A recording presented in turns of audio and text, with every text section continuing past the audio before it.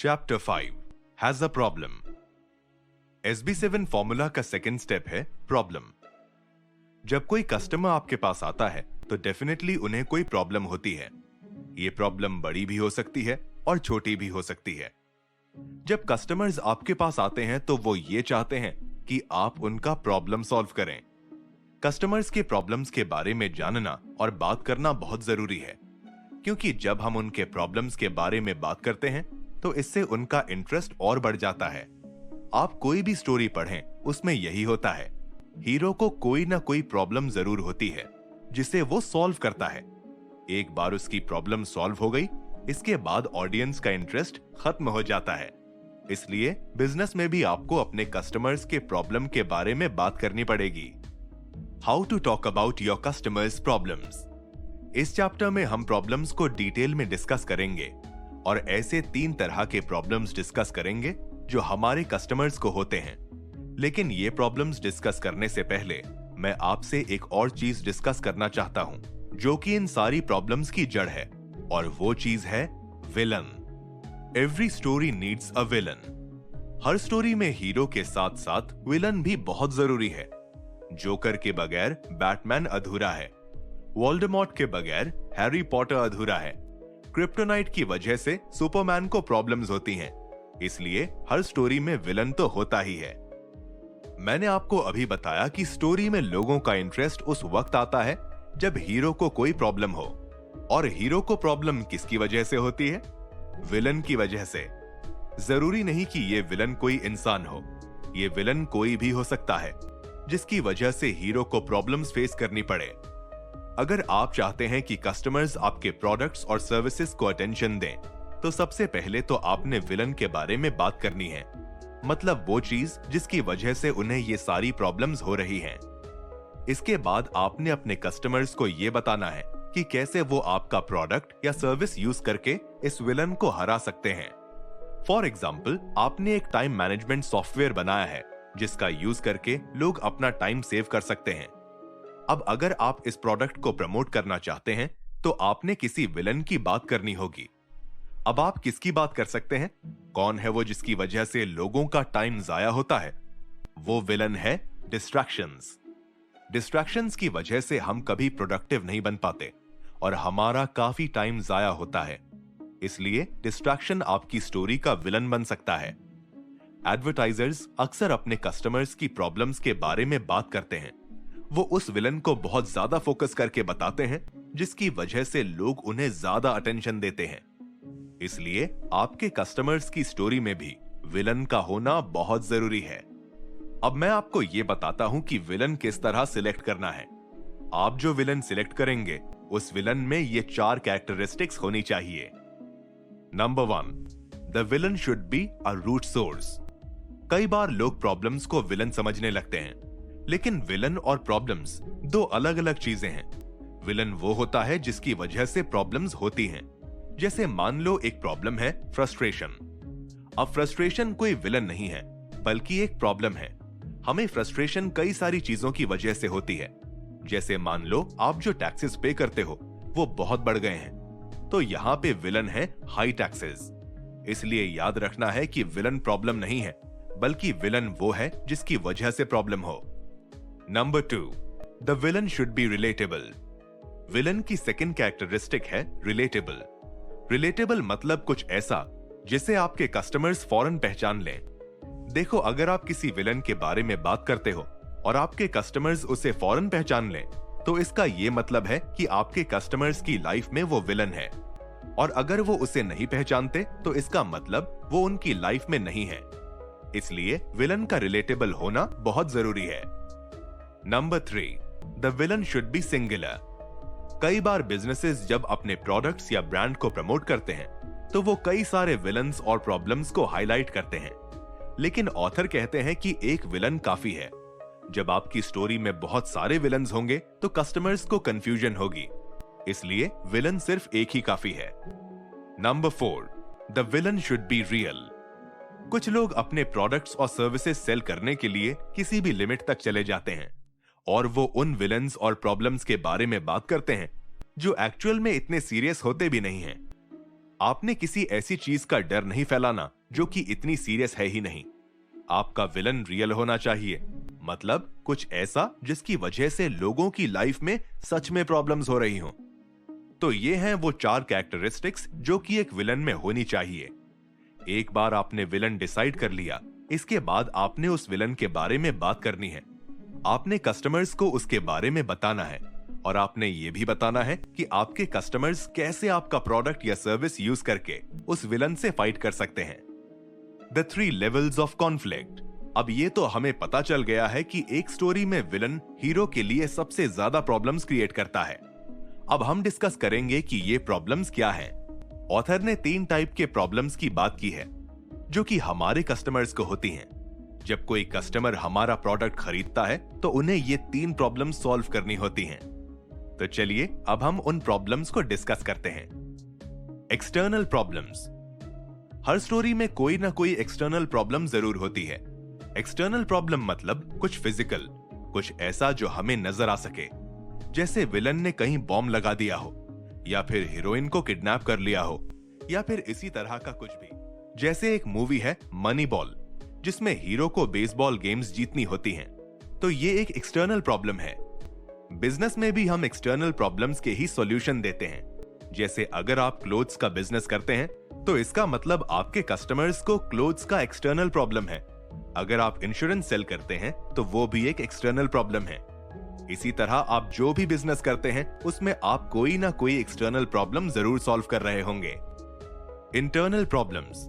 अब even though external problems बहुत important हैं, लेकिन मोस्टली बिजनेसेस कभी इंटरनल प्रॉब्लम्स को देखते ही नहीं हैं। ऑथर कहते हैं कि कंपनीज एक्सटर्नल प्रॉब्लम्स के सॉल्यूशंस देती हैं, लेकिन कस्टमर्स अपनी इंटरनल प्रॉब्लम्स का सॉल्यूशन बाय करते हैं। इंटरनल प्रॉब्लम मतलब कुछ ऐसा जो आपके कस्टमर को अंदर से परेशान कर रहा हो, कि वो सिर्फ हीरो की एक्सटर्नल प्रॉब्लम नहीं दिखाते बल्कि इंटरनल प्रॉब्लम्स भी शो करते हैं। जैसे अभी मैंने आपको मनी बॉल का एग्जांपल दिया था। इस मूवी में हीरो को बेसबॉल गेम्स को जीतना होता है और वो एक टीम का जनरल मैनेजर होता है, लेकिन उसे एक इंटरनल प्रॉब्लम भी होती है। हीरो का जो खुद का बेसबॉल करियर होता है उसमें वो सक्सेसफुल नहीं बन पाता और इसलिए उसके अंदर बहुत ज्यादा सेल्फ डाउट आ जाता है। उसे यही डाउट हो जाता है कि वो अपनी टीम को नहीं जितवा सकेगा। मूवीज में ये इंटरनल प्रॉब्लम्स इसलिए दिखाई जाती हैं क्योंकि इन प्रॉब्लम्स से मूवी में ज्यादा इंटरेस्ट आता है। ये स्टोरीज हमें ये सिखाती हैं कि इंटरनल प्रॉब्लम्स एक्सटर्नल प्रॉब्लम्स से भी ज्यादा मोटिवेटिंग होती हैं। मतलब अगर हम अपने कस्टमर्स की इंटरनल प्रॉब्लम्स के बारे में भी बात करें तो इससे उनका हमारे प्रोडक्ट को बाय करने का चांस बढ़ जाएगा। मोस्टली बिजनेसेस ये गलती करते हैं कि वो सिर्फ अपने कस्टमर्स की एक्सटर्नल प्रॉब्लम्स के बारे में बात करते हैं, लेकिन इन एक्सटर्नल प्रॉब्लम्स की वजह से उन्हें इंटरनल प्रॉब्लम्स होती हैं और ये इंटरनल प्रॉब्लम्स ही हैं जिनकी वजह से वो आपके पास आते हैं। ये एक्सटर्नल प्रॉब्लम्स उन्हें किसी ना किसी तरह फ्रस्ट्रेट कर रही होती हैं और फिर वो उस प्रॉब्लम को सॉल्व करने आपके पास आते हैं। जैसे मैं आपको एक एग्जांपल देता हूं। मान लो कि आपका एक हाउस पेंटिंग बिजनेस है। अब इस बिजनेस में कस्टमर्स का एक्सटर्नल प्रॉब्लम है उनका वो खराब हुआ घर जिसका पेंट खराब हो चुका है और वो उस घर में नया पेंट करवाना चाहते हैं। लेकिन कस्टमर्स की इंटरनल प्रॉब्लम क्या है? कस्टमर्स की इंटरनल प्रॉब्लम कुछ भी हो सकती है। जैसे हो सकता है कि उन्हें अपने नेबर्स के सामने एम्बैरेसमेंट हो रही हो क्योंकि उनका घर पूरी सोसाइटी में सबसे खराब दिखता हो। अगर आप अपने बिजनेस की मार्केटिंग करना चाहते हैं तो आपने अपने कस्टमर्स की इंटरनल प्रॉब्लम के बारे में भी बात करनी है। जैसे आप ये टैगलाइन दे सकते हैं, ऐसा पेंट जिसे देख के आपके नेबर्स जेलस फील करें। ये टैगलाइन आपके कस्टमर्स की इंटरनल प्रॉब्लम को भी टारगेट कर रहा है और इसीलिए वो इस टैगलाइन को ज्यादा अटेंशन देंगे। What frustrations do our products resolve? Author ने यहाँ पे एक रेंटल कार कंपनी का एग्जाम्पल दिया है कि कैसे इस कंपनी ने उनके इंटरनल प्रॉब्लम्स के बारे में बात करके उनसे बिजनेसेस लिए। ऑथर पहले एक रेंटल कार कंपनी की सर्विसेज लेते थे जिनसे वो बहुत फ्रस्ट्रेट हो गए थे। जब भी ऑथर वहां कार रेंट पर लेने जाए तो स्टाफ उन्हें कार रेंट करने से पहले काफी सवाल पूछता था जिससे वो बहुत ज्यादा फ्रस्ट्रेट होते थे। एक बार ऑथर ने एक रेंटल कार कंपनी की एड देखी। इस एड में एक आदमी रेंटल ऑफिस में जाता है और किसी से बिना कोई बात करे कार में बैठ जाता है। इस एड में कंपनी ने अपने कस्टमर्स के इंटरनल प्रॉब्लम को हाईलाइट किया है। ये प्रॉब्लम सिर्फ ऑथर को नहीं बल्कि काफी कस्टमर्स को होती होगी। ये एड देखने के बाद आज तक ऑथर उसी रेंटल कंपनी से कार्स रेंट करते हैं। इस रेंटल कंपनी की तरह ऐसे कई सारे एग्जांपल्स हैं जो हमें बताते हैं कि इंटरनल प्रॉब्लम्स कितनी इंपॉर्टेंट हैं। जैसे एक एग्जांपल है स्टारबक्स। स्टारबक्स आपको सिर्फ कॉफी सेल नहीं करता बल्कि एक अच्छा एनवायरनमेंट भी देता है। एक ऐसा एनवायरनमेंट जहां आप रिलैक्स कर सकते हैं। जब कस्टमर स्टारबक्स में जाते हैं तो वो अपने बारे में अच्छा फील करते हैं। इन एग्जांपल से हम ये सीख सकते हैं कि अगर हम अपने प्रोडक्ट और सर्विसेज से कस्टमर्स के इंटरनल और एक्सटर्नल दोनों प्रॉब्लम सॉल्व करें तो इससे हमारे प्रोडक्ट्स की वैल्यू बढ़ जाएगी और उनके बाय करने के चांसेस भी बढ़ जाएंगे। Philosophical problems. लास्ट है फिलोसॉफिकल प्रॉब्लम्स। फिलोसॉफिकल प्रॉब्लम्स वो होती हैं जिसकी वजह से हम अपने आप से व्हाई पूछते हैं। फिलोसॉफिकल प्रॉब्लम एक ऐसी प्रॉब्लम होती है जो सिर्फ हमारे बारे में नहीं होती बल्कि ये पूरी ह्यूमैनिटी से रिलेटेड होती है। जैसे मान लो कोई पर्सन है जिसे अपना कोई बेसिक राइट नहीं मिल रहा और ये स्टोरी मीडिया पर बहुत ज्यादा फेमस हो जाती है। अब बहुत से लोग इस स्टोरी को सपोर्ट करेंगे और उस पर्सन को सपोर्ट करेंगे क्योंकि ये एक फिलोसॉफिकल प्रॉब्लम है। हम सब ये मानते हैं कि हर इंसान को उसके राइट्स मिलने चाहिए और अगर राइट्स ना मिले तो आवाज उठानी चाहिए और इसीलिए हम उस पर्सन को सपोर्ट करेंगे। फिलोसॉफिकल प्रॉब्लम्स को आप यूं भी देख सकते हैं कि ये वो चीजें होती हैं जो होनी चाहिए और जो नहीं होनी चाहिए। जैसे अभी हमने जो एग्जाम्पल डिस्कस किया उसमें हमने यही चीज देखी। हर इंसान को उसके राइट्स मिलने चाहिए, सबके साथ जस्टिस होना चाहिए। जैसे एक बहुत फेमस स्टोरी है रोमियो एंड जूलियट। इस स्टोरी में रोमियो और जूलियट एक दूसरे से बहुत प्यार करते हैं, लेकिन इनकी जो फैमिलीज होती हैं, इनके बीच बहुत ज्यादा दुश्मनी होती है, जिसकी वजह से ये कभी एक साथ नहीं हो पाते और एंड में दोनों मर जाते हैं। अब इस स्टोरी में एक फिलोसॉफिकल प्रॉब्लम है जिसे हर कोई सपोर्ट करता है। हम सब ये मानते हैं कि जब दो इंसान आपस में प्यार करें तो फैमिलीज को अपनी खुद की दुश्मनी में उन्हें अलग नहीं करना चाहिए। लोग अक्सर उन स्टोरीज में पार्टिसिपेट करते हैं जो सिर्फ उनके लिए ना हो बल्कि किसी ऐसे प्रॉब्लम के अगेंस्ट हो जो सबके लिए हो। अगर आप अपने ब्रांड की स्टोरी में कोई फिलोसॉफिकल प्रॉब्लम हाईलाइट करेंगे तो इससे आपके ब्रांड और प्रोडक्ट्स की वैल्यू और बढ़ जाएगी। जैसे ऑथर का एक क्लाइंट है जो कि एक पेट स्टोर ओनर है। उसने अपनी स्टोर की विंडो पे ये साइन लगाया हुआ है, pets deserve to eat healthy food too. मतलब पेट्स भी अच्छा और हेल्दी खाना डिजर्व करते हैं। इसी तरह एक ट्रैवल एजेंट है जो ये लाइन यूज करता है।